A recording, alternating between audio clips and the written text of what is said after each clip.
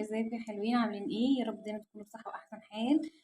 لو انتوا اول مرة تشوفونا في قناتنا منوعات فادية، اتمنى لو الفيديو عجبكم تنزلوا تعملوا لايك وتشتركوا في القناة، ولو بتحبيني وبتحب اصحابك يا ريت تشيروا لهم الفيديو عشان يستفادوا. النهارده بقى هنعمل فيديو كده ايه جميل جدا، يعني حاجة ما بنستغناش عنها جنب الاكل. هنعمل مخلل ايه؟ مخلل كرنب. الحاجات دي يا جماعة اللي ما يعرفش دي اللي هي بتبقى ايه، العروق اللي بتبقى في ورق الكرنب لما بنيجي نقطعه، والراس بتاعة الكرنب، والحاجات اللي هي بتبقى ايه دي الزيادات، يعني في الورق اللي احنا بدل ما نرميها بناخدها بنعملها المخلل هنا، بتبقى جميلة جدا وطعمها لذيذ جدا. فبنقطعه بقى قطع صغيرة كده، او على حسب زي ما انت عايزة براحتك. في اللي بيحبوا قطع كبيرة، بس بالنسبة لنا يعني ايه القطع الصغيرة دي مناسبة، مش هتاخد معانا مكان كتير في الحاجة اللي احنا هنخلل فيها، وفي نفس الوقت مش هتغيب معانا في التخليل. معايا بقى الكمية دي، ومعايا هنا بقى ايه برضو تاني.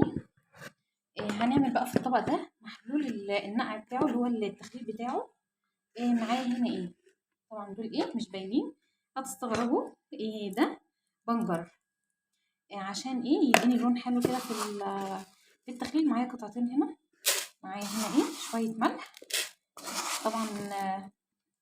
طبعا البنجر ده هتقولوا شكله مختلف ليه، يعني احنا جايبينه يا جماعة هنا ومقطعينه قطع كده ومقشرينه ومقطعينه وحاطينه في ايه في الفريزر، عشان يبقى معانا ايه متوفر معانا طول السنة. نحتاجه في اي وقت يبقى موجود معانا. الكيلو دلوقتي منه كان عامل تقريبا 10 جنيه.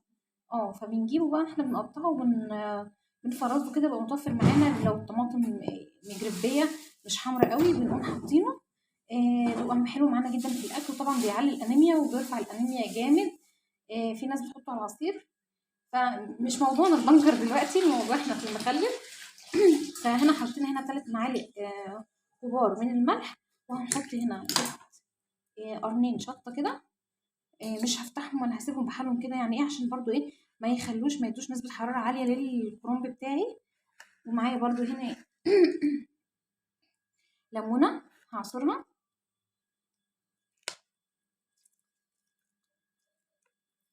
عصير ليمونه كبيره.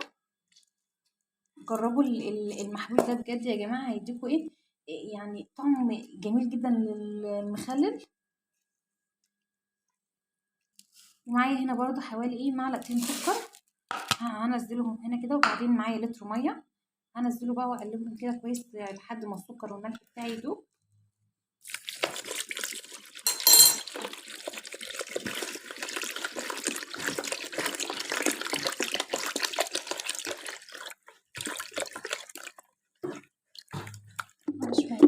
دلوقتي بقى معايا البرطمان بتاعي، هنزل فيه بالقطع المخلل، يعني هحاول ان هو ياخد على قد ما كفايته. وبعدين هنزل بالميه بتاعته. دلوقتي خلاص انا مليت البرطمان بتاعي اهو. حطيت بقى قطعتين البنجر عشان يكملوا اللون معايا. شايفين هو البنجر ادى هنا لون. وهنزل بقى برضو بقشر الليمون معايا برضو.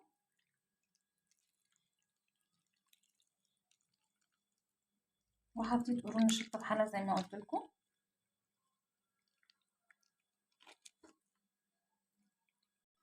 طبعا بنغطي المخلل خالص بالكرنب كده، وننزل عليه بالغطا بتاعه بقى. شايفين ما شاء الله، يعني البنجر معايا بيبتدي ان هو ينزل اللون بتاعه. هنقلبه بقى كده في بعضه كده، عشان ايه البنجر برضه اللون بتاعه.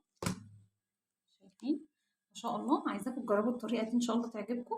اتمنى لو هي عجبتكم تقولوا لنا رايكم في الكومنتات. هنستنى رايكم في الكومنتات، ونشوفكم فيديو جديد ان شاء الله. والسلام عليكم.